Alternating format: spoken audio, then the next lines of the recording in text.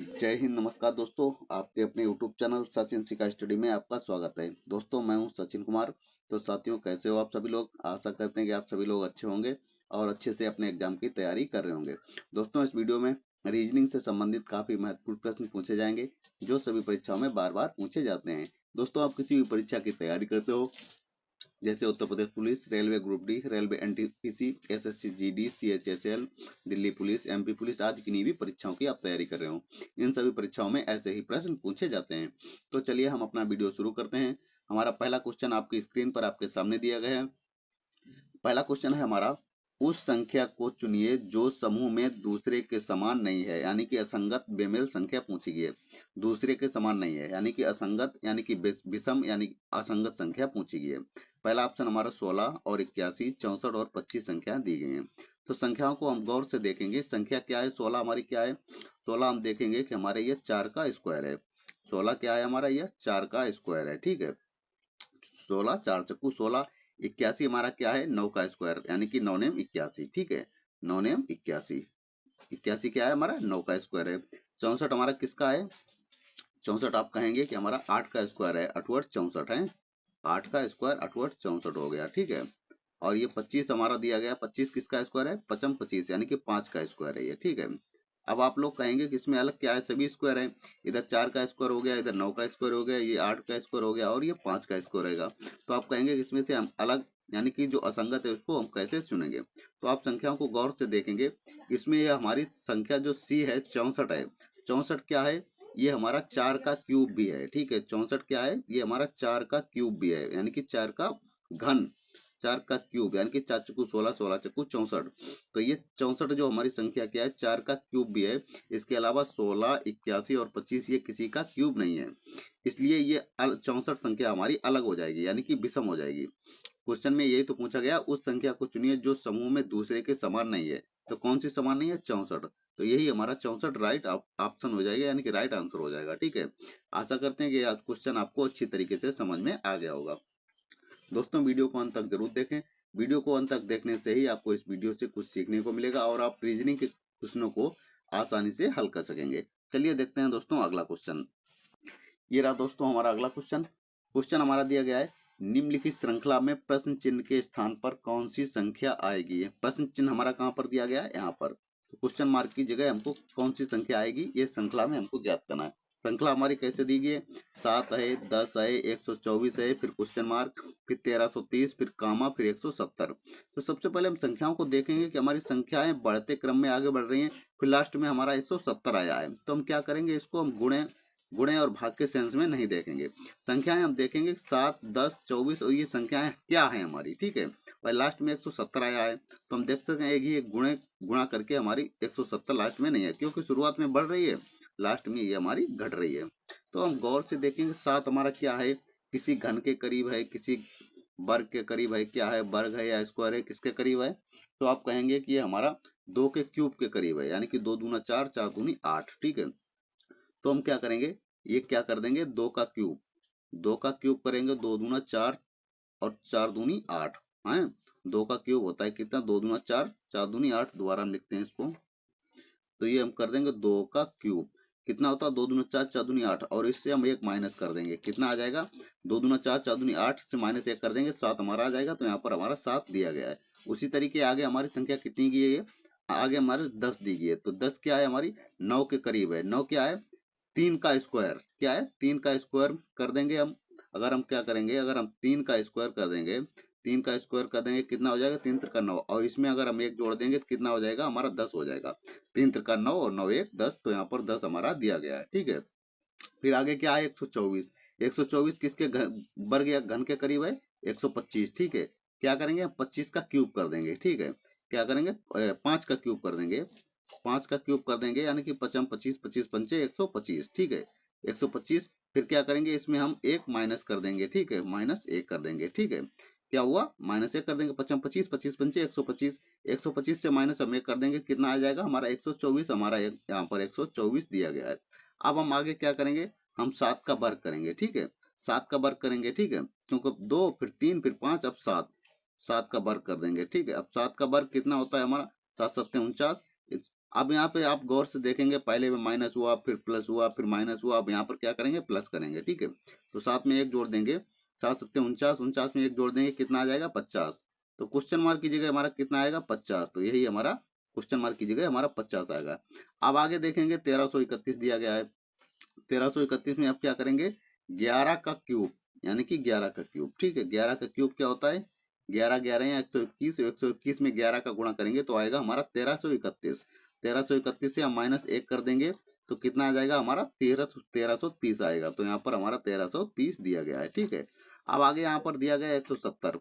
170 हमारा किसके करीब है, 169 के करीब है। ठीक है, क्या करेंगे, 169 किसका होता है वर्ग, 13 का वर्ग होता है हमारा। ठीक है, 13 का वर्ग किसका होता है, 13 13 169 में अगर माइनस 1, 13 13 171, ओ सॉरी 13 13 169, 69 में अगर हम एक प्लस कर देंगे तो कितना हो जाएगा, 170। तो यहाँ पर 170 हमारा दिया गया है। ठीक है, आशा करते हैं कि यहाँ तक आपको समझ में आ गया होगा।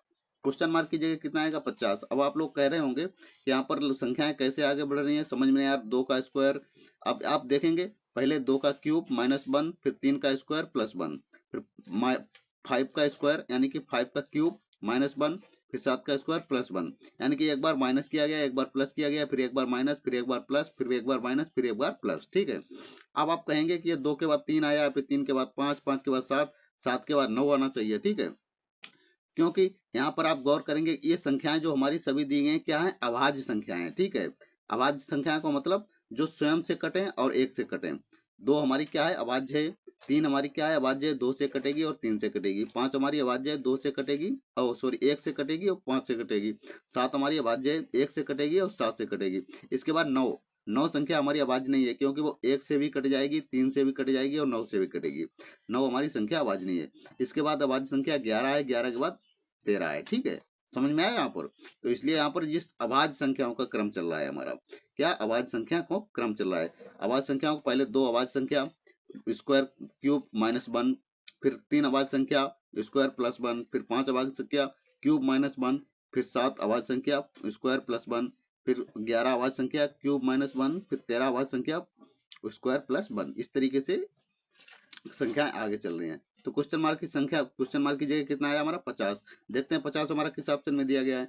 50 हमारा ऑप्शन नंबर सी में दिया गया है। तो इस तरीके से इस क्वेश्चन का right answer option number C हमारा सही हो जाएगा।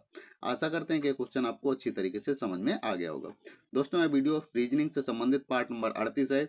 इसी तरह पार्ट बाय पार्ट वीडियो आपको आगे भी मिलते रहेंगे, इसलिए आप हमारे चैनल से जरूर जुड़ जाएं। दोस्तों अगर ये सब क्वेश्चन आपको अच्छे लग रहे हैं तो वीडियो को लाइक जरूर करें, साथ में चैनल को सब्सक्राइब जरूर कर लें। चलिए बढ़ते हैं अगले क्वेश्चन की तरफ। ये रहा दोस्तों हमारा अगला क्वेश्चन, काफी अच्छा क्वेश्चन है। क्वेश्चन है हमारा, नीचे दी गई प्रश्न का सही वेन बताएं। किसका वेन बताना है हमको, कंप्यूटर, मॉनिटर और कीबोर्ड। सबसे पहले जब वेन डायग्राम से संबंधित क्वेश्चन आते हैं तो क्या करते हैं, शब्दों को ध्यान से देखते हैं कि क्या कह रहा है, कंप्यूटर क्या है, मॉनिटर क्या है हमारा और कीबोर्ड क्या है। तो आप देखेंगे कंप्यूटर क्या आता है, कंप्यूटर एक पूरा कंप्यूटर क्या होता है, मॉनिटर, कीबोर्ड, प्रिंटर, माउस, इन सभी को मिलाकर कंप्यूटर हमारा बन के तैयार होता है। तो मॉनिटर और कीबोर्ड किसके अंतर्गत आएंगे, कंप्यूटर के अंतर्गत। यानी कि यहाँ पर मॉनिटर की जगह, कीबोर्ड की जगह और कुछ माउस दे देता, प्रिंटर दे देता, सीपीयू दे देता, या ये कुछ भी दे देता है यहाँ पर कंप्यूटर से संबंधित। तो क्या करेंगे, आप एक डायग्राम बनाएंगे किसका, कंप्यूटर का। एक डायग्राम किसका बनाएंगे, कंप्यूटर का। कंप्यूटर के अंतर्गत ही हमारी मॉनिटर आएगा और कंप्यूटर के अंतर्गत ही हमारा कीबोर्ड आएगा। ठीक है, तो इस तरीके से वेन डायग्राम बन के हमारा तैयार होगा। देखते हैं इस तरीके का वेन डायग्राम किस ऑप्शन में है। तो ऑप्शन नंबर बी में इस तरीके का वेन डायग्राम बना हुआ है। तो इस प्रश्न का right answer option number B हमारा सही हो जाएगा। आशा करते हैं कि क्वेश्चन भी आपको अच्छी तरीके से समझ में आ गया होगा। दोस्तों अगर आप मेरे चैनल पर नए हैं तो वीडियो के नीचे सब्सक्राइब वाला बटन दबाकर चैनल को सब्सक्राइब कर लें, साथ में बेल आइकन को भी दबा दें ताकि जब भी हम नया वीडियो अपलोड करें तो आपके पास आसानी से नोटिफिकेशन पहुंच सके। चलिए देखते हैं दोस्तों अगला क्वेश्चन। ये रहा दोस्तों हमारा अगला क्वेश्चन। एक बार फिर से क्वेश्चन हमारा कह रहा है, दिए गए विकल्पों में से असंगत को ढूंढें। यानी कि विषम, यानी कि बेमेल, विषम, अभाज्य कह सकते हैं, विषम भी कह सकते हैं, अभाज्य भी कह सकते हैं, बेमेल भी कह सकते हैं। तो कह रहा है पूछो असंगत को ढूंढें। असंगत कहाँ पर दिया गया हमारा, इन चारों ऑप्शनों में से हमको छांटना है। पहला ऑप्शन हमारा 320, 961, 169 और 196। तो संख्याओं को हम गौर से देखेंगे, 326 किसी वर्ग या स्क्वायर है, किसी का नहीं है। 961 किसी वर्ग, किसी का वर्ग या घन है किसी का। तो अब देखेंगे कि हाँ 961 हमारा किसी का वर्ग या घन है। किसका है, आप देखेंगे क्वेश्चन नंबर कितना है हमारा, ये 4, ठीक है। तो आप इसमें देखेंगे ये 31 का स्क्वायर है। 961 जो हमारा है क्या है, 31 का स्क्वायर है, ठीक है। किसका है, 31 का स्क्वायर है हमारा, 31 का स्क्वायर 961। 169 क्या है हमारा, ये हमारा क्या है, 13 का स्क्वायर है, ठीक है। किसका, 13, यानी कि 13 13 यहाँ 169 होता है, ठीक है। 31 में 31 का गुणा कर देंगे तो 961 हमारा आएगा। 13 में 13 का गुणा कर देंगे तो 169 आएगा। और 196 ये किसका स्क्वायर है, 14 का। किसका स्क्वायर है, 14। 14 14 यहाँ 196 होता है। लेकिन हमारा ये 326 हमारा किसी का वर्ग या स्क्वायर नहीं है। इस तरीके से असंगत या विषम कह सकते हैं। असंगत संख्या हमारी कौन सी है, 326। तो इस प्रश्न का ऑप्शन नंबर ए हमारा सही हो जाएगा, ठीक है। एक दूसरा तरीका भी है, आप संख्याओं को देखेंगे, इसमें 169 दिया गया है, इसमें 169 दिया गया है, इसमें भी 169 दिया गया, तीनों में 169 है, इसमें भी 169 है। संख्याएं जो है हमारी इसमें भी 169 है। अगर हम सभी को आपस में जोड़ देंगे, अगर हम देखिए यहाँ पर 961 को जोड़ेंगे तो कितना हो जाए, 961 को जोड़ेंगे तो हमारा 16 आएगा, ठीक है। इधर भी 169 को हम जोड़ेंगे तो इधर भी हमारा 16 आएगा, ठीक है। इधर भी 196 को अगर जोड़ेंगे तो इधर भी हमारा 16 आएगा। लेकिन 6 और इधर हम 6 3 9 और 2 11, इनको सभी को जोड़ने पर कितना आ रहा है, 11। तो ये इसका 16 आ रहा है जोड़ने पर, इसका 16 आ रहा है जोड़ने पर, इसका 16 आ रहा है। लेकिन 326 की संख्या को जोड़ने पर हमारा 11 आ रहा है। इस तरीके से भी ये अलग संख्या हमारी हो जाएगी, ठीक है। आशा करते हैं कि क्वेश्चन आपको अच्छी तरीके से समझ में आ गया होगा। दोस्तों, अगर अभी तक आपने वीडियो को लाइक नहीं किया तो वीडियो को लाइक जरूर करें, साथ में चैनल को सब्सक्राइब कर लें। जिन साथियों ने चैनल को सब्सक्राइब नहीं किया है वह लोग चैनल को सब्सक्राइब करके हमारे चैनल से जरूर जुड़ जाएं। चलिए बढ़ते हैं अगले क्वेश्चन की तरफ। ये क्वेश्चन भी काफी अच्छा क्वेश्चन है, कई बार परीक्षाओं में पूछा गया है। क्वेश्चन हमारा है, नीचे दी गई आकृति में कितने त्रिभुज हैं। त्रिभुज आपको गिनना है। त्रिभुज हमारे कौन सी होते हैं, तीन तीन आकृति, तीन भुजाओं से घिरी हुई आकृति को हम क्या कहते हैं, त्रिभुज कहते हैं। त्रिभुज इसमें हमको देखना है त्रिभुज कितने हैं, ठीक है। यहाँ पर एक आकृति दी गई है, इसमें हमारे कई त्रिभुज दिए गए, इनको हमको काउंट करना है, यानी कि गिनना है। कैसे काउंट करते हैं, बहुत ही आसान तरीका आपको बताएंगे। क्या करेंगे, हम एक एक पहले सिंगल सिंगल को गिनेंगे। पहले देखते हैं सिंगल सिंगल त्रिभुज काउंट करते हैं। सिंगल हमारे त्रिभुज कितने हैं, एक हो गया, ये हमारा दूसरा हो गया, ये तीसरा हो गया, ये चौथा हो गया, ये पांचवा हो गया, ये हमारा छठा हो गया। तो यानी कि हम कह सकते हैं कि सिंगल सिंगल हमारे एक त्रिभुज कितने एक एक त्रिभुज मिलाकर कितने त्रिभुज हैं, 6 हैं, ठीक है। अब हम देखेंगे दो दो त्रिभुज को मिलाकर कितने त्रिभुज हो रहे हैं। दो दो को मिलाकर देखेंगे, दो दो को मतलब इधर से देखेंगे। पहला त्रिभुज ये हमारा, ठीक, यहाँ से ये और ये, ठीक। दूसरा त्रिभुज यहाँ से ये देखेंगे, यहाँ से ये और ये, ठीक, ये हो गया। और तीसरा त्रिभुज हमारा ये से यहाँ से ये और ये हो गया, ठीक है। दो दो को मिलाकर कितने त्रिभुज हमारे बनके तैयार हुए, 3, ठीक है। कितने हो गए, 3 3 हो गए। आप देखेंगे अब 3 3 त्रिभुज मिलाकर कितने त्रिभुज हो रहे हैं, 3 3 को मिलाकर कितने त्रिभुज हो रहे हैं, ठीक है। थोड़ा हम कलर चेंज कर रहे हैं इसमें। आप देखेंगे 3 3 को मिलाकर कितने त्रिभुज हमारे हो रहे हैं। तो यहाँ से देखेंगे, यहाँ से अगर हम यहाँ से काउंट करेंगे, इस वाले कॉर्नर से, इस वाले कॉर्नर से देखेंगे, यहाँ से 3 को मिला के एक त्रिभुज हमारा यहाँ से 3, एक त्रिभुज यहाँ से ये 3, ठीक। ये 3 को मिलाकर एक त्रिभुज ये हमारा तैयार हुआ। और इसके बाद 3 को मिला के एक त्रिभुज हमारा ये तैयार हो जाएगा, ठीक। यानी कि इस कॉर्नर से कितने बने हमारे त्रिभुज, 2, ठीक है। इसके बाद में देखेंगे इस कॉर्नर से हमारे कितने त्रिभुज तैयार होते हैं, इस वाले कॉर्नर से, ठीक है। इस वाले कॉर्नर से हमारा एक त्रिभुज, यहाँ पर 3 त्रिभुज को मिलाकर एक त्रिभुज हमारा ये बन के तैयार हुआ, ठीक है। इसके बाद में एक त्रिभुज हमारा यहाँ से ये वाला, एक ये वाला त्रिभुज बन के हमारा तैयार हुआ, ठीक। दो त्रिभुज हमको इस कॉर्नर से मिल गए भाई, दो लाल वाले से मिल गए, दो हमको हरे वाले कलर से दो त्रिभुज मिल गए, ठीक ठीक है। इसका हम थोड़ा कलर और चेंज करते हैं। अब क्या करते हैं, थोड़ा हम इसको कलर थोड़ा हम चेंज करते हैं, ये वाला कलर लेते हैं, ठीक है। अब देखते हैं इस वाले कॉर्नर से हमारे कितने त्रिभुज तैयार होते हैं। यहाँ से भी हम देखेंगे एक त्रिभुज हमको यहाँ से ये वाला मिल गया, ठीक, जहां पर हमारा पेन चल रहा है, ये वाला हमको मिल गया। और इसी तरीके से एक वाला हमको, एक त्रिभुज हमको यहाँ से एक त्रिभुज ये मिल गया, यानी कि दो त्रिभुज हमको यहाँ से भी मिल गए। तो तीनों कारणों से हमको कितने त्रिभुज मिल गए, 6। यानी कि दो इधर से, दो इधर से, दो इधर से, तो 3 3 त्रिभुज मिलाकर हमको कितने त्रिभुज तैयार हुए, 6। और एक त्रिभुज हमारा, यानी कि ये सबसे बड़ा वाला, ठीक है। एक त्रिभुज कौन सा, सबसे बड़ा वाला, यानी कि ये जिस पे पेन चल रहा है हमारा, ये त्रिभुज, ये सबसे बड़ा वाला एक त्रिभुज ये हो गया, तो ठीक है। ये अब हमारे कोई त्रिभुज शेष नहीं रहे हैं। तो क्या करेंगे, अब सभी को काउंट कर लेंगे, 6 3 9, 9 6 15 और 15 1 16।